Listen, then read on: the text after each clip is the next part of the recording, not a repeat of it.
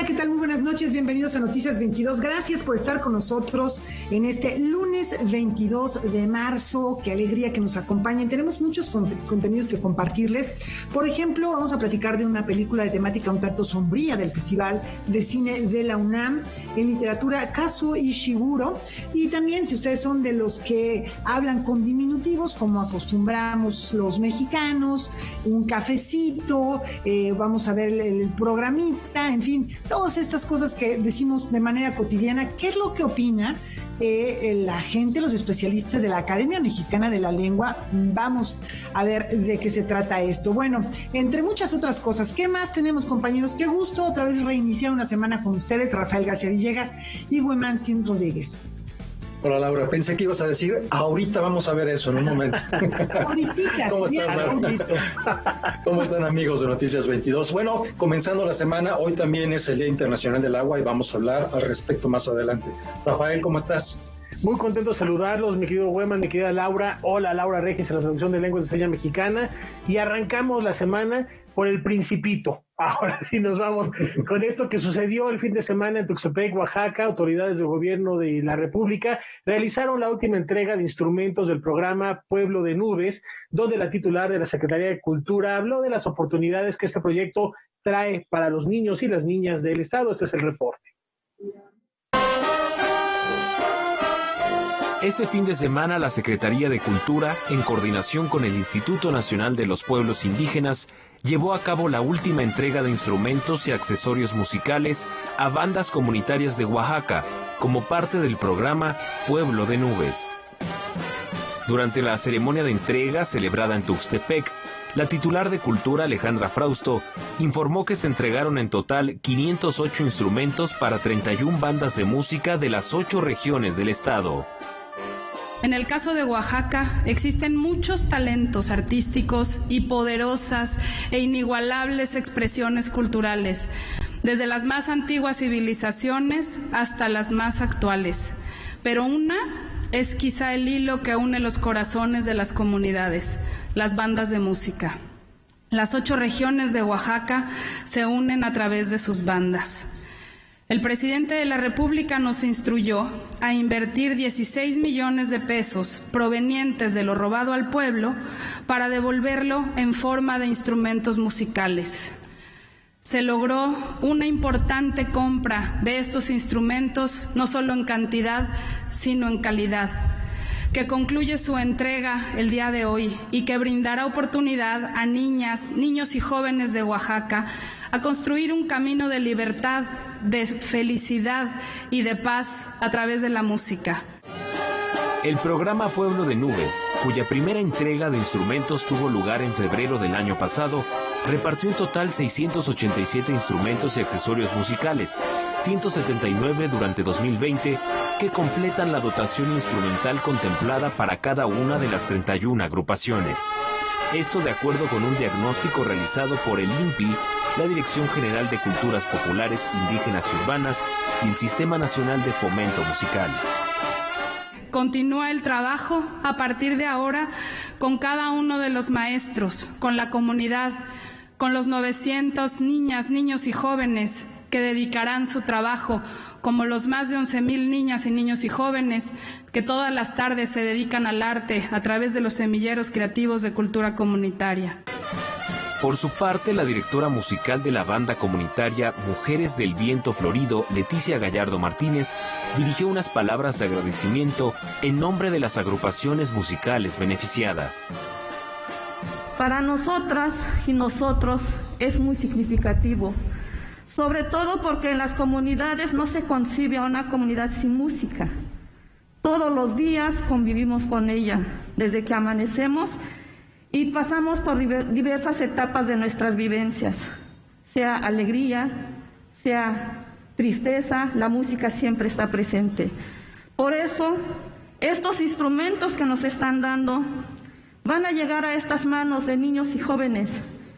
Y quédese usted con la seguridad de que los maestros, quienes día a día, con el amor, con el empeño y el sacrificio que a veces representa, van a poder formar a grandes músicos, como lo han hecho por muchos años.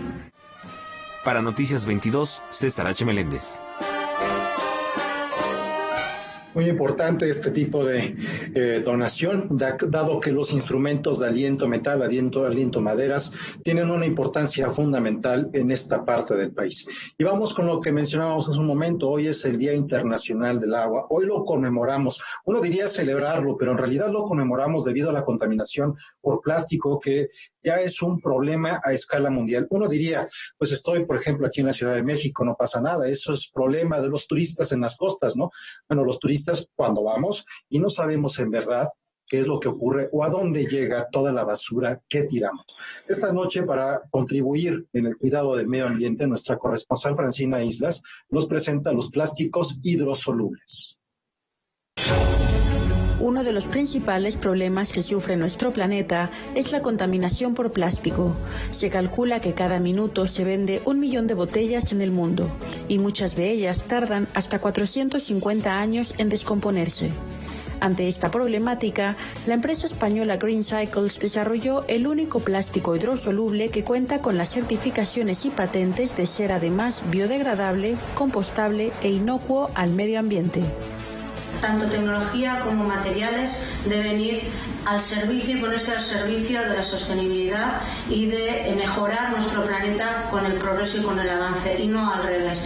Entonces, lo que hacemos en Green Cycles es desarrollar, formular y fabricar materiales que, teniendo todas las ventajas y todas las propiedades plásticas de un material plástico, no tienen sus inconvenientes. Han sido más de 16 años de investigación y desarrollo para conseguir este material, que recientemente ha conseguido también la certificación de biodegradable marino.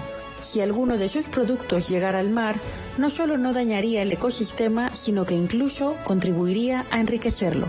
Podemos cumplir y cubrir una funcionalidad como puede ser una bolsa de comercio, pero con la ventaja de que es biodegradable, que es hidrosoluble, es decir, soluble en agua a distintas temperaturas, y compostable, además de no ser tóxico.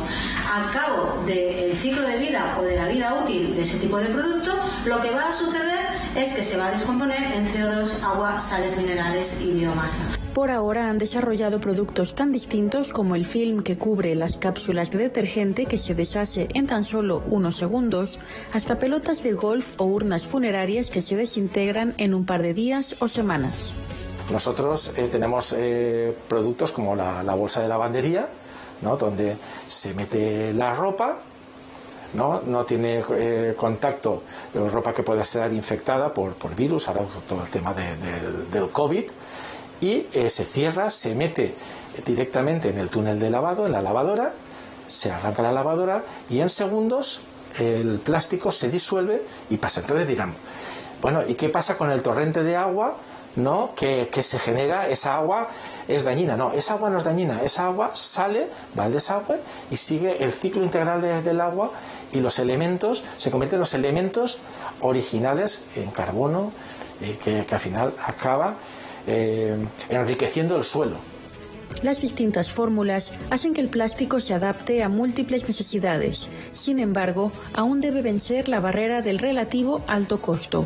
Y no tenemos que ver solamente comparación material a material, sino ver cuál es el ciclo completo de vida de ese tipo de producto y ver esos otros costes que deberían estar incorporados dentro de ese precio. Por ejemplo, pues un plástico tradicional con suerte puede ir al contenedor amarillo. Una vez que va al contenedor amarillo, va a una planta de reciclaje, que hay que lavarlo, que hay que triturarlo, que hay que seleccionarlo, hay que volver a transformarlo, aditivarlo, para después obtener una granza, un material que sea transformado en otro producto terminado. ¿Y qué número de veces es capaz de reciclarse un material plástico tradicional? Bueno, pues un número determinado de veces. Pero sin embargo, este tipo de material que trabajamos y que diseñamos y que tenemos la propiedad, porque tenemos las patentes en Green Cycles, bueno, pues al final de su vida útil debería ir al contenedor marrón, de forma que acabara en una planta de compostaje. Pero si de forma desafortunada no acaba en el contenedor marrón y acaba en el océano, por ejemplo, se transforma en las unidades moleculares básicas que componían ese material. Para Canal 22, desde Valencia, España, Francina Islas, corresponsal. Bueno, pues interesante propuesta de este material biodegradable, soluble al agua. Sin embargo, debemos seguir pensando en producir menos desechos, más que a ver qué hacemos ahora con todo lo que estamos produciendo y dónde lo metemos y cuánto reciclamos. Es muy poquito lo que podemos reciclar y sigue siendo muy poco el material realmente biodegradable que no daña la naturaleza que se está utilizando. Tratemos de mejor no generar ese problema. Parece difícil, el problema demográfico es grave. Bueno, vamos a platicar de otros temas. Un tema, pues, que bueno, a todos nos toca en algún momento. Continúa la muestra del Festival Internacional de Cine de la UNAM y vamos a platicar acerca del compromiso de las sombras. Es un trabajo en el que Sandra Luz López retrata los elementos que conforman un funeral a partir de una experiencia personal. Julio López platicó con su directora, con la directora de este documental.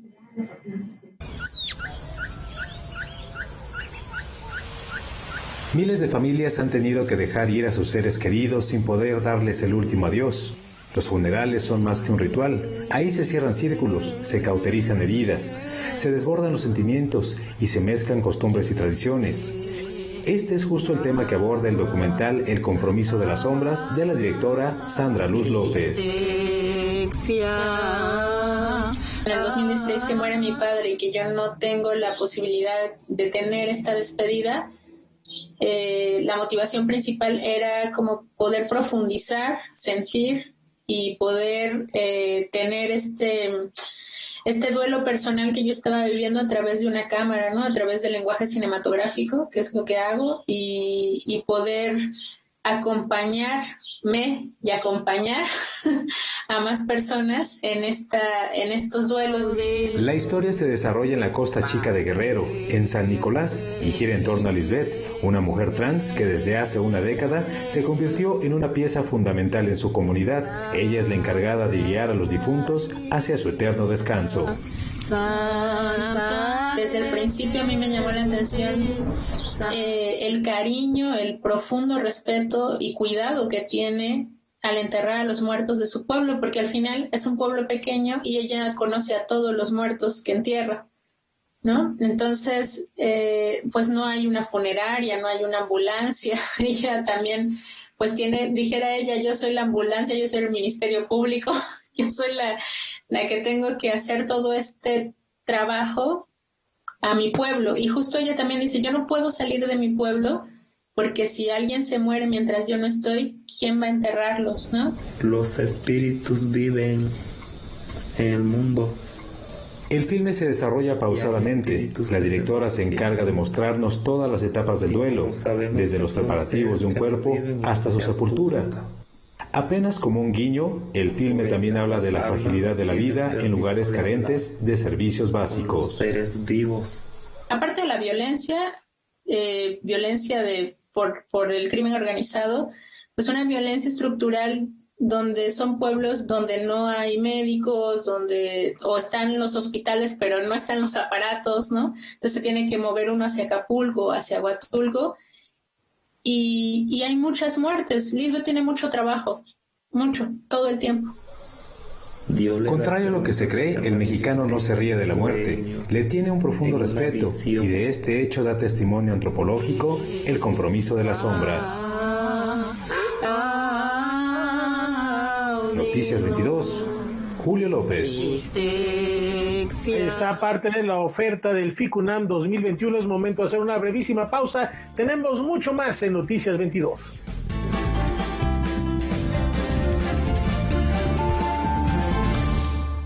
¿De qué estás hecho, México? Recuerda la fuerza de la gente que te fundó. En ti está el espíritu de la lucha, no por elección, sino por consecuencia. No elegimos ser guerreros. La adversidad nos hizo herederos de mujeres guerreras, de filósofos, ingenieros y emprendedores. En nosotros no cabe la derrota. Hoy más que nunca, México, recuerda de qué estás hecho. Fuerza por México. En el PES cabemos todos. En este 2021 demostremos que otra política es posible. La política de la paz, reconciliación y la solidaridad. En nuestra casa, que es la casa de todas y todos los mexicanos, entendemos las carencias y sabemos de las dificultades económicas que todos tenemos. Por eso queremos ser solidarios. En el PES creemos que el transporte debe de ser gratuito para los estudiantes de todo México. Partido Encuentro Solidario. la casa de todos. Hashtag paremos el calentamiento global. Hashtag acceso universal a la educación. Hashtag discapacidad. Hashtag todos los derechos para todas las personas. Hashtag nos y nosotras. Hashtag paridad de género. Haz que tu voz se escuche. Participa. Este 6 de junio toma tu cubrebocas y sal a votar. Hashtag mi voto sale y vale. INE.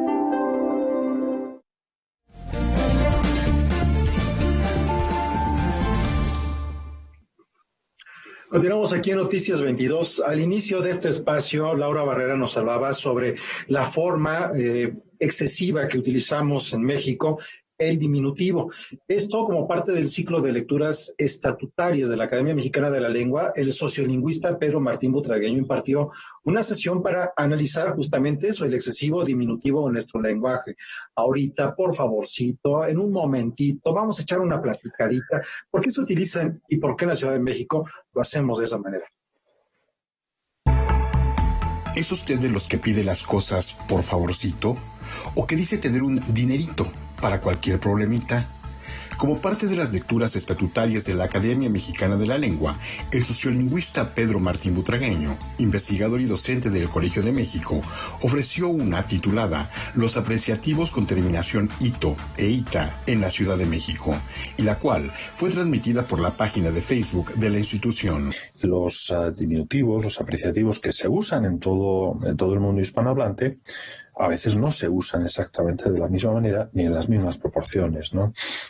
En México, comparado con otros países, se usan bastante más, sin exagerar, ¿no? Antiguamente se decía, que se abusaba de los diminutivos, ¿verdad? Esto es una exageración a todas luces, porque tampoco es que se usen todo el rato, ¿no? Ni tampoco en todas las palabras. No obstante, el sociolingüista considera que son múltiples las variables que hay que tomar en cuenta para tener una visión profunda de este comportamiento lingüístico. Pedro Martín Butragueño señala que los estudios que ha realizado son extrapolables a otras ciudades del país y que estos guardan un sesgo generacional y de jerarquía social. Claro, lo usan más las personas con menos estudios, lo usan más las mujeres, lo usan más las personas con trabajos, digamos, manuales, etcétera. Entonces, aunque haría falta otro tipo de análisis, ¿no?, más discursivo, más centrado en cada interacción específica, sí surge con fuerza la hipótesis de que se usan más los diminutivos cuanto más desfavorecido es el grupo con respecto al resto de la sociedad. Es decir, habría al menos una dimensión en su uso donde de alguna manera queremos ganarnos la voluntad de nuestra contraparte, ¿no? De tal manera que amortiguamos lo que decimos. A este comportamiento lingüístico, Pedro Martín Butragueño también asocia un sesgo de género. Se usan mucho más los apreciativos diminutivos si es femenino, o sea, el doble de veces. Con independencia de quién lo use, hombres o mujeres, grandes o chicos, se usa el doble de veces aproximadamente, más del doble, de hecho un poquito más del doble. La relación es 70-30, ¿no?, en los datos de la Ciudad de México. Esto es muy interesante porque ahí sí tiene que ver con la concepción cultural, ¿no?, del mundo que nos rodea. ¿Por qué lo femenino es más pequeño y lo masculino no se asocia tanto a lo pequeño? Claro, es difícil dar una respuesta, ¿no?, que tendría que ser más de corte antropológico. La lectura de los apreciativos con terminación ito-ita en la Ciudad de México está disponible para su consulta en el perfil de Facebook de la Academia Mexicana de la Lengua. Noticias 22, Víctor Gaspar. Bueno, pues una gran reflexión sobre nuestro lenguaje que no nos damos cuenta cuando lo estamos utilizando. Así que bueno, pues nos vamos rapidito con la siguiente nota. De tener conciencia y capacidad de reflexión, ¿qué pensarían los robots de los impulsos humanos? Ya se lo han preguntado estos científicos, literatos, o de los sentimientos, por ejemplo, de la melancolía, de la soledad. Hace poco, la semana pasada, justo el viernes, hablábamos de robots quizá capaces de detectar sentimientos. Esta pregunta se la hace Kazuo Ishiguro, quien después de ganar el Premio Nobel de Literatura en 2017, nos presenta Clara y el Sol. Veamos más de qué se trata. Clara es un robot con inteligencia artificial, una máquina en blanco que espera ser comprada y salir de la tienda para integrarse a una familia para cuidar a los hijos.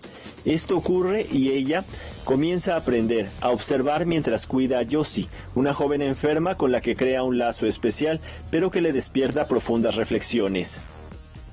Igual podríais pensar que Clara pertenece, digamos, al género de la ciencia ficción, los robots o algo parecido. Pero, en realidad, yo creo que Clara, en realidad, para mí, vino de las historias georgianas y, en particular, historias para niños pequeños. A mí siempre me han fascinado los libros infantiles para niños de 4 o 5 años de edad. Y Clara, en cierto modo, es como una criatura que está en el centro de esta historia infantil. Puede ser como, no sé, un oso de peluche, por ejemplo. Ese era el origen de Clara para mí. Después la coloqué ya en este mundo de ciencia ficción. Clara y el Sol, la más reciente novela de Kazuo Ishiguro, está escrita en primera persona, desde el punto de vista de este robot que observa a los humanos, que se cuestiona sobre la soledad, la melancolía, lo difícil que es ordenar los recuerdos y la función que cumplimos al final de nuestras vidas. Mi interés real radicaba en los seres humanos. Yo miro los seres humanos a través de los ojos de esta máquina. Y al final, aunque realmente me interesaba también cómo se sentía Clara, insisto que tampoco era importante tener una respuesta para esta pregunta. Lo importante es lo que Clara observa en los seres humanos. Ese era mi eje principal. Dicho esto, creo que en la novela Clara se convierte prácticamente en una metáfora de los impulsos humanos, y creo que asume aspectos diversos de los seres humanos y en algunas ocasiones en la determinación que tiene para hacer lo mejor para la niña de la que se ocupa, se acaba pareciendo a un padre, a una madre, humanos. Ocupado en los temas actuales, el Nobel mostró su preocupación por los efectos de la pandemia y lo que dejará en las personas el dolor y la rabia ante la pérdida de los seres queridos. Así también por el desempleo al estar cubriendo muchas de nuestras actividades con máquinas o programas, y es que todo eso está en Clara y el Sol. En Clara y el Sol, el trasfondo no es completamente oscuro. Yo quería mostrar una sociedad que intentaba hacer frente a los cambios y que se reorganizaba. Y las cosas podían ir un poco en un sentido u en otro. Es decir, que de manera informal se iban desarrollando unas comunidades. Y no estoy hablando de comunidades nazis o fascistas, pero sino más bien de sociedades en las que, digamos, que viven en un entorno en el que hay violencia y se han armado en forma de milicias, por ejemplo. Pero no estoy diciendo con ello que el mundo vaya en esa dirección. Lo que estoy diciendo es que hay grandes desafíos a los que nos enfrentamos por esos cambios radicales en la ciencia y en la tecnología. Clara y el Sol de Kazuo Ishiguro se suma a relatos de Giuseppe Tomasi y Gustar y Emocionar de Lipovetsky, novelas que Anagrama publica para este primer trimestre del año. Noticias 22, Alberto Aranda. Bueno, ya lo escuchábamos, el maestro Ishiguro hace en Clara y el Sol una alusión, una referencia a la época georgiana en la literatura, de manera particular en la literatura inglesa. Estamos hablando de prácticamente todo el siglo XVIII, principios del siglo XIX, donde surgen figuras muy importantes también de la literatura, como por ejemplo Jane Austen, una de las mujeres más trascendentes, una de las autoras más importantes de esta época, que pocas veces se le reconoce como figura revolucionaria de la literatura. ¿Qué les parece si conocemos más a detalle la vida y obra de esta autora, revisando Tras los pasos de Jane Austen? Espido Freire ahonda en la figura de una de las escritoras que más la han marcado desde su adolescencia. En su más reciente libro, Tras los pasos de Jane Austen, incorpora el conocimiento de los últimos 20 años, lecturas, nuevas biografías y una visión más clara y madura de la autora de Orgullo y Prejuicio. El hecho de que ya se haya perdido cierto interés por las intrigas amorosas de los veinteañeros que protagonizan muchas de sus obras, nos obligan a mirar de una forma diferente en sus páginas, acerca de la hipocresía, acerca de las relaciones sociales, acerca de los distintos vicios y virtudes de una pequeña población, que es la que ella describe, tan similar a aquella en la que todavía ahora vivimos. Es enormemente comprensiva con el ser humano y si bien disculpa los errores, no disculpa la tontería. Es decir, es capaz de sentir y de transmitirnos la enorme, incluso compasión humana que siente por los errores como el orgullo, como la precipitación. Y sin embargo, frente a la estupidez, frente a la mezquindad, la hipocresía, ¿no?, las apariencias, no tiene piedad ninguna. En realidad siguen siendo los mismos vicios que son capitales en nuestra época. Tras los pasos de Jane Austen está escrito en un formato híbrido entre el ensayo y el libro de viajes. Aquí, Espido Freire incorpora toda la experiencia de las rutas temáticas que en torno a la vida de la escritora realiza en el Reino Unido. Viajes que ayudan a entender cuál era su visión del mundo y nos muestra la inspiración de algunos escenarios de sus novelas. A mí me interesan mucho sobre todo los géneros híbridos. Me interesa todo aquello que nos obliga a replantearnos dónde está lo canónico y dónde está lo establecido y dónde podemos innovar. Hay que tener en cuenta que estamos en pleno siglo XXI. Es muy difícil inventar nada nuevo. Sin embargo, el eclecticismo es nuestro refugio en muchos sentidos. El hecho de físicamente presenciar frente a qué mar estuvo, cuáles eran las calles que recorrió, cuál era el Bath de la época tan similar al de ahora, cuál era el Londres de entonces, que no tiene nada que ver con el de la actualidad, es un descubrimiento totalmente distinto. Y para mí, de hecho, tiene tanto que ver leer con viajar y viajar con leer, que cuando logro unirlos soy una persona feliz, soy una escritora feliz. Editado por Ariel, Tras los pasos de Jane Austen se encuentra disponible ya en México. Para Canal 22, desde Madrid, España, Francina Islas, corresponsal. Bueno, continuando con este tema rápidamente, una recomendación. Emma, esta es una traducción de Sergio Pitol, editado por la Universidad Veracruzana. Hay otra edición junto con el Conaculta, no se han vuelto a reeditar desde entonces, pero pueden encontrarlo, están por ahí todavía algunos volúmenes. Esta novela justo de Jane Austen, que nos habla, por ejemplo, de esta chica Emma, una chica de la burguesía del campo inglés del siglo XIX, que es muy inteligente, es también mimada, caprichosa y manipuladora. Así que una recomendación para continuar justo esto que nos estaba dando Francina Islas. Vamos ahora con otra recomendación, terminando este espacio informativo. Javier Aranda Luna comienza la semana de Debate 22 a las 9 de la noche y va a estar acompañado por la crítica de arte Jania Estrada. Van a redescubrir la obra de Pedro Coronel, quien este 25 de marzo celebraría el centenario de su natalicio. La invitación para que vea este programa y no se lo pierda terminando hoy Noticias 22. Vamos a hacer una pausa y volvemos con más.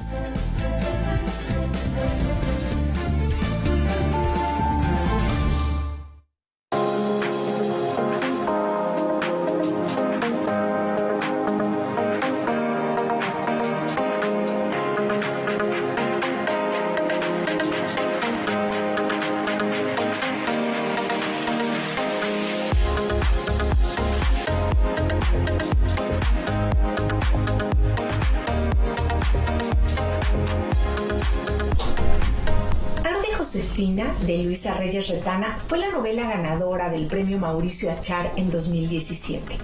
Es una novela psicológica con elementos un tanto perturbadores que relata el drama de una familia disfuncional a la que aquejan temas como la esquizofrenia, el incesto, la indiferencia y el abandono. Como toda buena historia, Arde Josefina atrapa al lector desde las primeras líneas y fluye la trama ágil y velozmente sin perder nunca la fuerza y la profundidad. Esta joven escritora mexicana logró crear personajes complejos y muy bien matizados. A lo largo de la historia que va y viene en el tiempo sin crear confusión, nos lleva de la colonia Lindavista en la Ciudad de México a la ciudad de Pachuca con las descripciones suficientes para crear el ambiente perfecto. El relato resulta tan real que por momentos me pregunté si la autora estaría mezclando la ficción con alguna historia personal. Al mismo tiempo es tan fuerte que desearía que nadie nunca tuviera que vivir una situación semejante. Los invito como siempre a unirse a mis círculos de lectura para compartir y comentar esta y otras novelas. Hasta la próxima.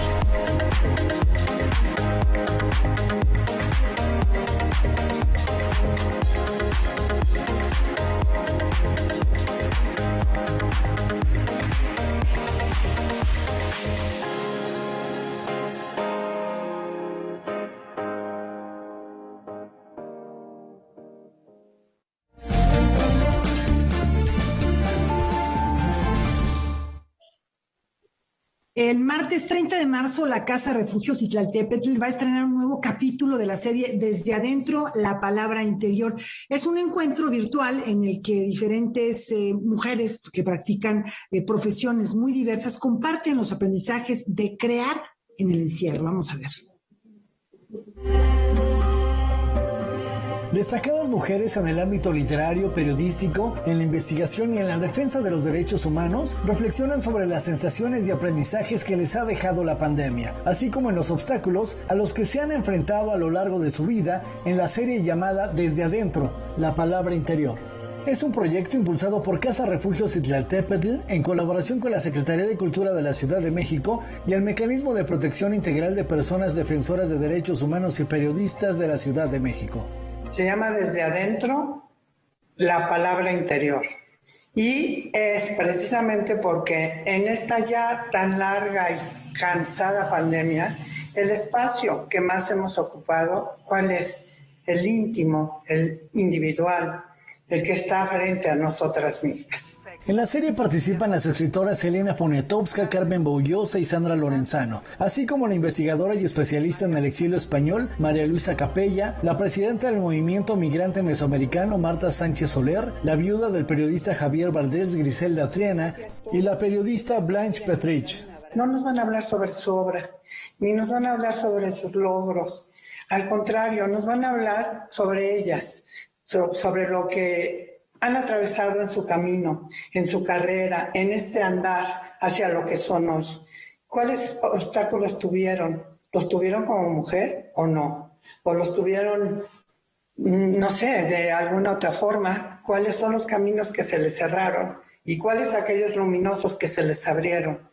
¿Qué les ha dolido más a lo largo de toda su historia? ¿Qué les ha causado más satisfacciones? ¿Cuál es lo que siempre, siempre, siempre llevarán desde adentro hasta el último minuto de sus vidas? Elena, por ejemplo, habla de cuando ella tenía un bebé, su hijo mayor, Mane, ¿no? Ella tenía un bebé y ella iba corriendo a hacer las crónicas y llevaba el material en bruto y se reunía con Carlos Monsiváis y dice Carlos Monsiváis agarraba el material en bruto y hacía su análisis, ¿no? Y yo hacía mi crónica. Y mi hijo, su música que lo arrullaba era el sonido del teclado de mi Olivetti, quién sabe qué, y la campanita. No, así, pero lo dice con esa belleza y esa ternura de Elena, ¿no?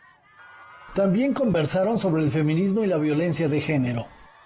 Todas se pronunciaron de una forma u otra por la búsqueda de un camino que no sea la violencia.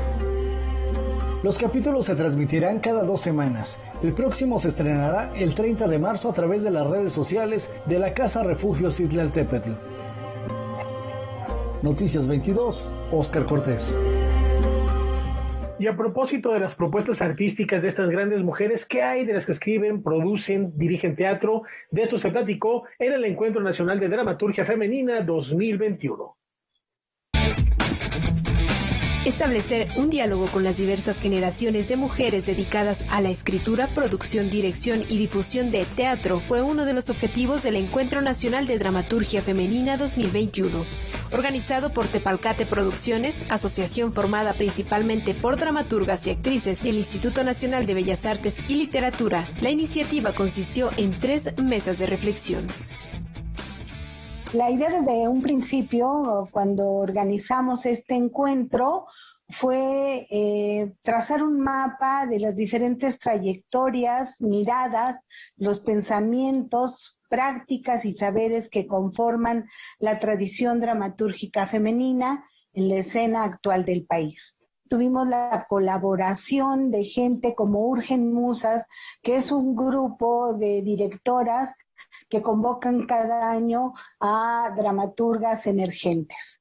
En Baja California, el municipio de Tijuana. La dramaturgia de ayer y de hoy, la frontera norte y Veracruz fue el nombre de la primera mesa en la que participaron Olga Peña, Virginia Hernández y Gisela Mezcua. La segunda mesa se llamó Dramaturgas y Teatreras Michoacán, Oaxaca y el Centro, y en esta participaron Guadalupe Vega, Liliana Alberto, Estela Leñero y Etna Ochoa. Dramaturgas emergentes en Urgen Musas fue el nombre de la tercera sesión en la que estuvieron presentes Isabel Balboa, Bárbara Riquelme, Camila Villegas y Artemisa Telles. Tienen mucho que hablar sobre. Tuvimos a Virginia Hernández, que habló sobre las dramaturgas de Baja California. ¿Qué hacían las dramaturgas o qué hacen actualmente las dramaturgas de Baja California? ¿Qué escriben? Ella decía que pues escriben desde sus problemas, desde la frontera. Tuvimos a Gisela Mezcua, que habló de estas problemáticas a las que nos estamos enfrentando actualmente con que no hay teatro. La mujer se está imponiendo en este sentido y está dándole al público lo que es su forma de pensar, su forma de sentir y su forma de ver los diferentes problemas. Junto con este encuentro sacamos una antología de 11 dramaturgas actuales mexicanas. Cada una de las actividades del encuentro se pueden consultar en la página de Facebook de la Coordinación Nacional de Literatura. Noticias 22, Karen Rivera. Change.org en México, la colectiva feminista Luchadoras y la compositora Vivir Quintana se unen en las conmemoraciones por el Día Internacional de la Mujer para mostrar la historia de quienes hoy luchan en nuestro país en busca de poner fin a la violencia de género. A continuación, les damos una muestra del documental Somos Fuego, el miedo cambió de bando. Hemos vivido acechadas por el miedo, la injusticia y la violencia. La cooperación entre la Asociación Civil Luchadoras y la plataforma Change.org da por resultado el documental Somos Fuego, el miedo cambió de bando. En él, la narración de Vivir Quintana y las voces de mujeres activistas y defensoras de derechos humanos exponen la situación de la violencia de género en nuestro país y su lucha por combatirla. Juntas resistimos y florecemos. El hilo narrativo de todo el documental son las creadoras de peticiones a través de la plataforma de Change.org y que nos dan muestra de cómo las mujeres y las defensoras de derechos humanos se han apropiado de las plataformas digitales para llevar esta lucha a todos los espacios. Está dividido principalmente como en 3 partes. La primera se habla sobre qué implica la violencia feminicida, qué implica el feminicidio de una mujer, y se habla también de impunidad. La segunda parte, en donde participa la maestra Rogelia, es sobre la pandemia, qué han tenido que hacer las mujeres y qué han tenido que hacer, por ejemplo, específicamente la Red Intercultural de Refugios para atender la violencia de género que se incrementó durante la pandemia. Y en la última parte se habla sobre violencia digital, en donde participa Marcela del Frente por la Sororidad. Activista de origen zapoteco y defensora de los derechos de la mujer, Rogelia González Ruiz comparte sus preocupaciones sobre la violencia de género, la cual se vio particularmente incrementada a raíz del confinamiento provocado por la pandemia de la COVID-19. nosotras como Red Intercultural acudimos a esta plataforma porque veíamos un riesgo en el tema de las políticas públicas y el riesgo en el que se quitaran los presupuestos para que se pudieran atender en los espacios de refugio que tenemos, más de 60 en nuestro país, México, y que iba a quedar en una total indefensión el tema de la atención hacia las mujeres, que son mujeres rurales, urbanas, de la ciudad, del campo, mujeres que están en comunidades padeciendo esta violencia que se ha incrementado a partir del COVID-19. Itzel Plasencia señala que si bien las plataformas como Change.org han visibilizado la lucha por los derechos de la mujer, es necesario pasar de lo que llama activismo de sillón o activismo performativo a las acciones concretas en el espacio público que permitan combatir la violencia de género. Por ello, destaca la importancia de esta cooperación con asociaciones dedicadas a esta tarea. Por su parte, Rogelia González Ruiz enfatiza la participación de todos los sectores de la sociedad. Se hace necesario que podamos impulsar temas educativos para construir un mundo de paz, para una cultura del buen trato entre la sociedad. Necesitamos una sociedad mexicana más activa, más consciente, más solidaria, más con una nueva cultura, una nueva visión, con una nueva educación para la paz. Necesitamos que los derechos humanos sean realidad.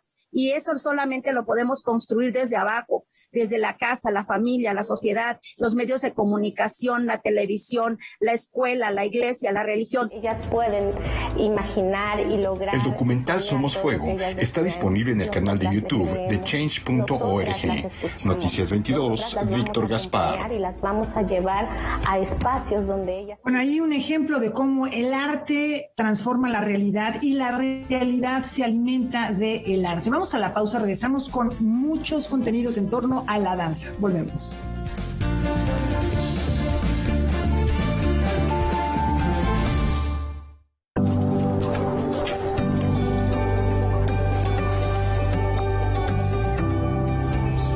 Porque queremos que sigas cuidándote. Ya puedes revisar en línea la lista nominal de electores. Hazlo en listanominal.ine.mx o en Inetel 804-33-2000.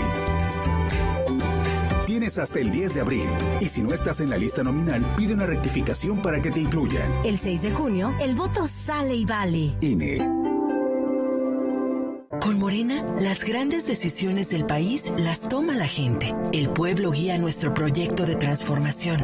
Hoy su voz suena más fuerte que nunca. El pueblo participa en la construcción del destino de México. Este movimiento es suyo. El pueblo elige a sus representantes y el destino de los proyectos y recursos de la nación que son suyos también. Nosotros respetamos la voluntad popular. Con Morena, el pueblo manda. Morena, la esperanza de México. ¿Votaste por Morena? Es de sabios reconocer y corregir. Morena prometió un cambio a México, pero trajo los peores gobiernos estatales y municipales del país. Hoy somos de los países con la tasa más alta de muertes por COVID en el mundo, sin apoyos al sector productivo para cuidar los empleos y el ingreso familiar. Todo gracias al mal manejo de Morena en la pandemia. A puro capricho y ocurrencias. Ya son más de 150,000 defunciones y 2,5 millones de empleos perdidos.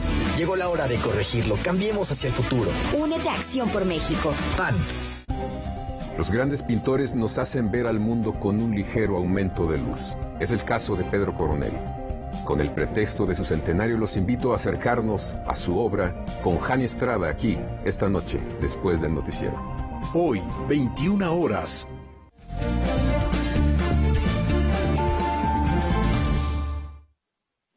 Después de consolidarse como bailarina y coreógrafa, Emma Pulido inauguró su propia escuela de danza allá de 1977. Hoy, los jóvenes bailarines desarrollan su talento en cualquier ámbito de las artes escénicas en este recinto. Vamos a conocer más de la trayectoria de Emma Pulido.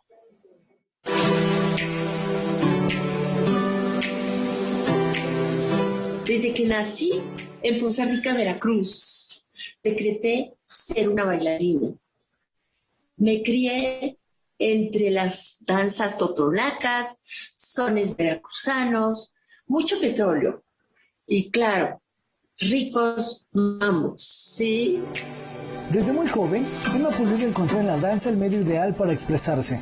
Descubrió el ballet, la danza moderna y la española en la academia de la bailarina Marta Castro, quien fue una pieza fundamental en su desarrollo.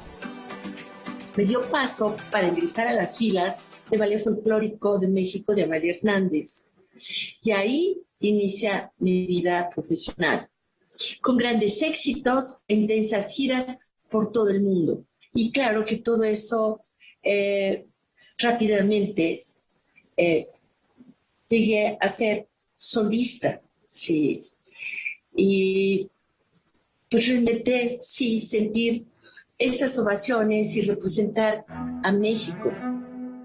Su extensa trayectoria como bailarina, coreógrafa y docente se sumó a la labor de creadora escénica y productora de obras musicales. De manera paralela a su intensa actividad profesional, abrió su propia escuela en 1977 con profesores nacionales y extranjeros comprometidos con brindar una formación integral. Decido realizar un gran sueño, fundar mi propio estudio profesional de danza, canto y teatro. Primero en su tipo en todo el país, con la filosofía de que la danza es para todos, sin importar la condición social o económica, o si tienes condiciones para las artes. La academia se ha consolidado como una incubadora de artistas escénicos. Costó mucho esfuerzo y sobre todo que creyera la gente en mi proyecto. Desde el año pasado, la institución implementó un programa de disciplinas artísticas en formato virtual. Nuestros programas de la escuela son dos, el permanente y transitorio, contando disciplinas como teatro, canto, técnica clásica, danza contemporánea, danza jazz, baile deportivo, que es el ballroom, y clases complementarias como barra al piso, contrología, acondicionamiento acrobático, así como las teóricas, que ahorita en línea son fantásticas, ¿sí? Las puertas están abiertas. No necesitas un examen de admisión para saber que tienes un gran pie, unas grandes facultades para poder ser bailarín. Creo que necesitas tener esas ganas, esa pasión, ese gusto o ese talento quizás para poder llegar. Noticias 22, Óscar Cortés. Continuamos con danza. Se presenta el primer Premio Internacional de Coreografía en Línea de la compañía de danza VSS. Este es un proyecto en el que podemos ver y calificar las mejores piezas creadas en el confinamiento. 28 trabajos coreográficos fueron seleccionados para avanzar a las semifinales del primer Premio Internacional de Coreografía en Línea Danza en tu Casa. Es muy importante este espacio, este premio, porque le permite tener plataforma a los trabajos que se están haciendo en confinamiento, ¿no? O sea, hay muchos creadores, ya no solo bailarines, actores, performers y acróbatas y demás que están trabajando en multidisciplina y que también requieren una plataforma, ¿no?, donde mostrar su trabajo. Hasta el 23 de marzo en la cuenta de Facebook de VSS Compañía de Danza se presentarán 4 obras semifinalistas para que sean evaluadas por el jurado y el público. Los trabajos han sido maravillosos, han brincado ya desde solamente la interpretación coreográfica hasta un lenguaje escénico o cinematográfico.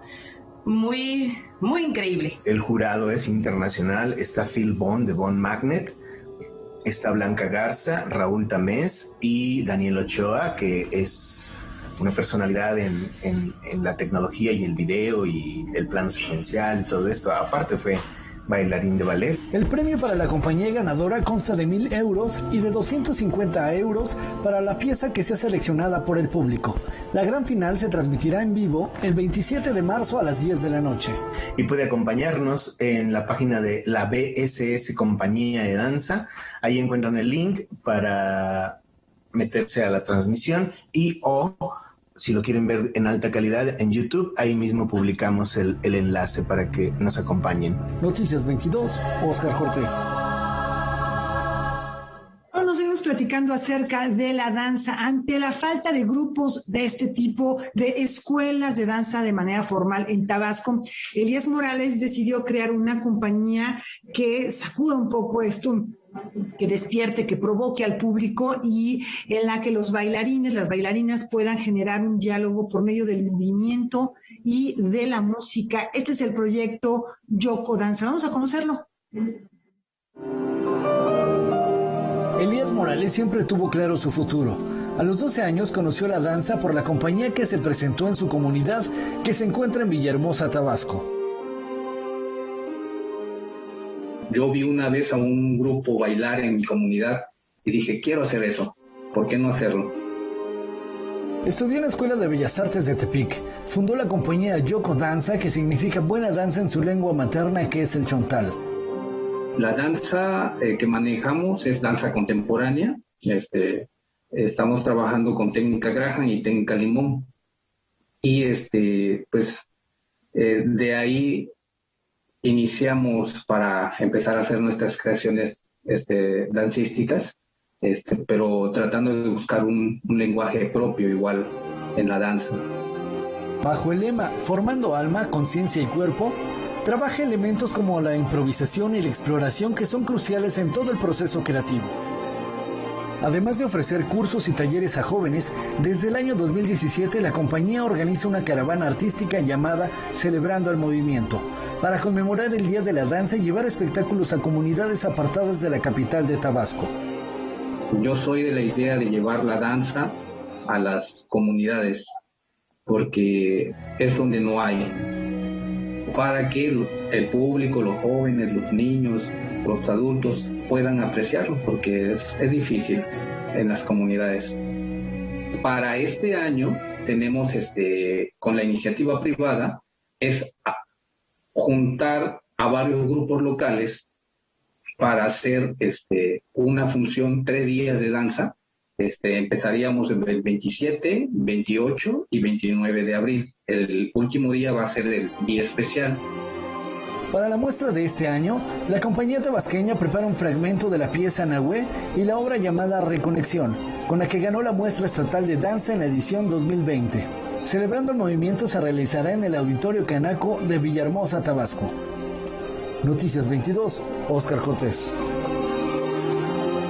Y no nos queremos despedir sin antes desearle un feliz cumpleaños a George Benson. Hoy cumple 78 años, este exitoso cantante, guitarrista, compositor de jazz, que fuera un niño prodigio originario de Pittsburgh, allá en Pensilvania. A los 8 años ya había mostrado su talento tocando en varios clubes de la ciudad. A los 10 ya tenía su primer sencillo grabado de Rhythm and Blues, She Makes Me Mad. Y durante esa época se autonombra como Little George. Con tan solo 21 años grabó su primer disco como líder para crear su propio estilo. Se inspiró en grandes figuras como los también guitarristas Wes Montgomery o Charlie Christian, por mencionar algunos. Y hoy, ¿qué les parece, Laura Weman, para celebrar el cumpleaños 78 de este gran compositor George Benson? Nos despedimos con su música. Muy buena idea, Rafa. Gracias por traernos esto para iniciar la semana. Así es. Nos despedimos con Deeper Than You Think.